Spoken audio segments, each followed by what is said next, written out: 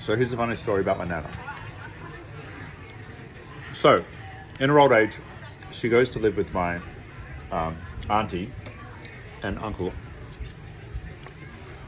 in Auckland, right? Right. Because Arnie had been, like, kind of lived in New Zealand for a long, long time, had less time with her mother, right? So she's like, all right, in your old age, I'll look after you, right? And Nana was nice. looking after the kids and stuff, and they got a big house, and so they had a kind of the Nana wing, like one area of the house where she had her own bedroom and bathroom and kitchen and whatnot, right?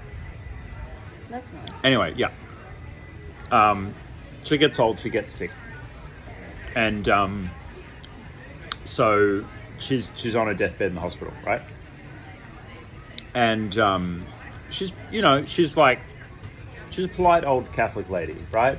Polite old Egyptian woman, doesn't really ask for that much. Probably like a tiny bit racist if there's like Filipinos in the nursing unit or whatever. But like overall, she's pretty chill. Yeah. She's not old white woman. She's old Mediterranean woman, right? Anyway, so she's getting to the end, and she doesn't like the hospital food because hospital food's shit, right? And she never really asks for much. She's been a very sweet lady, very, very giving lady her whole life.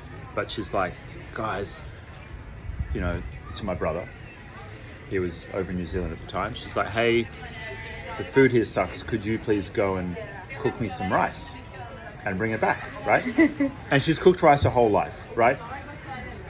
Imagine, immigrant family, came over in the 60s, probably survived on rice and butter. Like we would go to her house when we were kids and we'd get rice and butter. That was it, rice, butter, salt, just basic carbohydrates. And that's probably like the Australian, Arab Mediterranean ethnic equivalent of like Filipino rice and soy, right? Right, that was it. Our version was rice and butter. Yeah. So my brother goes home, cooks her some rice, brings it back. Here you go, Nana, here's some rice. And she eats it with her hands, right? Sometimes she just eats with her hands. She grabs it with her hands and she's like, David, the rice is dry. Oh, the rice is dry.